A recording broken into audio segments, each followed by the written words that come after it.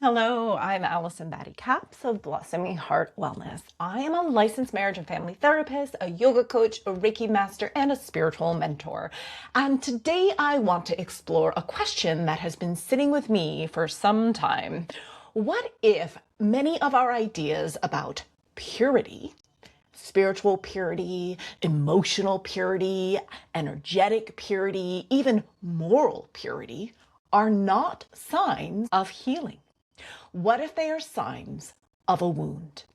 Not because purity itself is bad, not because people who seek purity are doing anything wrong, but because I wonder if our collective obsession with purity may reflect something deeper happening in human consciousness. Today, I want to explore this possibility through the lens of spirituality, psychology, neuroscience, and trauma healing. Not as absolute truth, not as something I can prove, but as a question worth considering. When I use the word purity, I'm talking about the belief that healing, spirituality, and worth require us to eliminate certain parts of ourselves. The belief that good people don't have angry thoughts, spiritual people don't experience fear, evolved people don't struggle, high vibration people don't experience grief, enlightened people don't have shadows. We see versions of this everywhere, in religion, in spirituality, in self-help culture, in wellness culture, in social media. The message often sounds something like, become pure enough and suffering will disappear. Or remove enough negativity and you'll finally arrive. Or escape 3D struggles and enter 5D flow. And I think many of us absorb these messages without even realizing it. The human desire to separate. One thing that I have noticed is that human beings seem to have a deep tendency to divide reality into categories: good and bad, light and dark, pure and impure, worthy and unworthy, high vibration and low vibration. On some level, this does make sense. The nervous system does like certainty. The brain likes simplicity. Categorization helps us navigate an incredibly complex world. But sometimes what begins as a useful distinction becomes hierarchy. And once hierarchy appears, shame often follows. And where shame exists, wounds exist. From a trauma-informed perspective, purity can sometimes function as a survival strategy. Think about it. If I become good enough, pure enough, perfect enough, maybe I will finally be safe. Maybe I will finally be loved. Maybe I will finally belong. Maybe I will finally avoid rejection, criticism, abandonment, and pain. In this sense, the pursuit of purity isn't always arrogance. Sometimes it's fear. Sometimes it's a wounded nervous system searching for safety. And I think that's an important distinction because that invites in compassion. Neuroscience and the fear of imperfection. Neuroscience tells us that the brain is constantly scanning for threat. One of the greatest threats humans face is social exclusion. For most of human history, belonging was directly connected to survival. It still is in many ways. Being rejected from the tribe can be dangerous. So it makes sense that our brains become highly sensitive to signs that we are flawed, inadequate, or unacceptable. Purity promises relief from fear, relief from separation. It whispers, if you can just become better, cleaner, higher, more evolved, you'll finally be okay, and then you'll be accepted. But what if that's a promise that can never fully be fulfilled?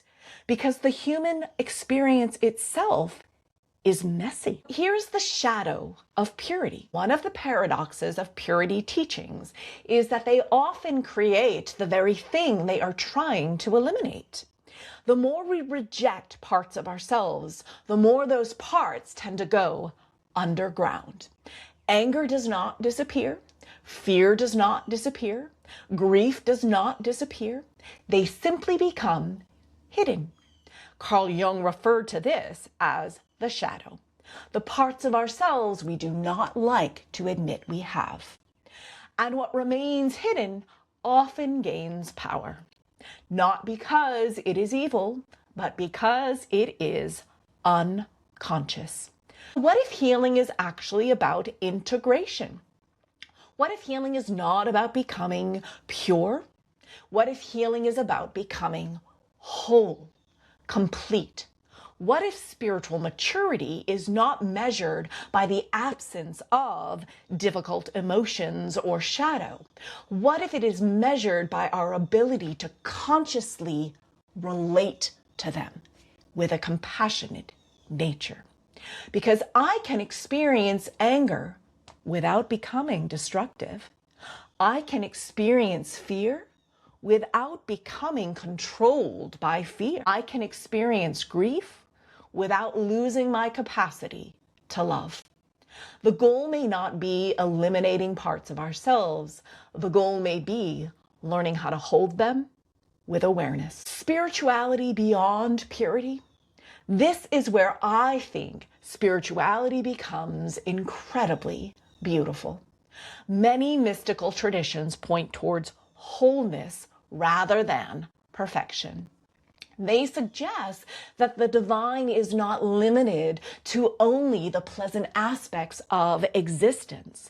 The divine contains mystery, paradox, creation, destruction, joy, sorrow, love, transformation.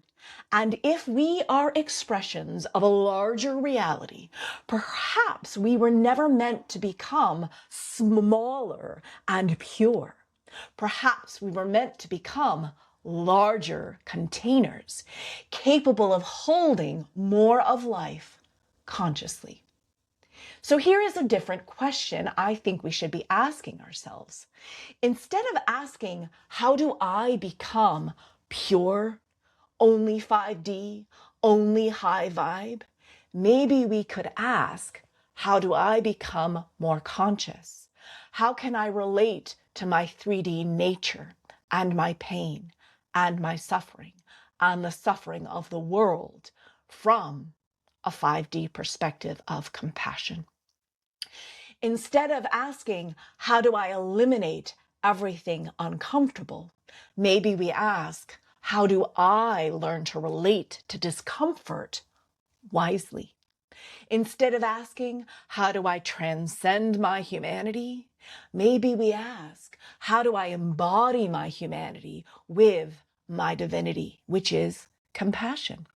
Because perhaps the opposite of purity is not corruption. Perhaps the opposite of purity is wholeness. I don't believe that purity is a destination.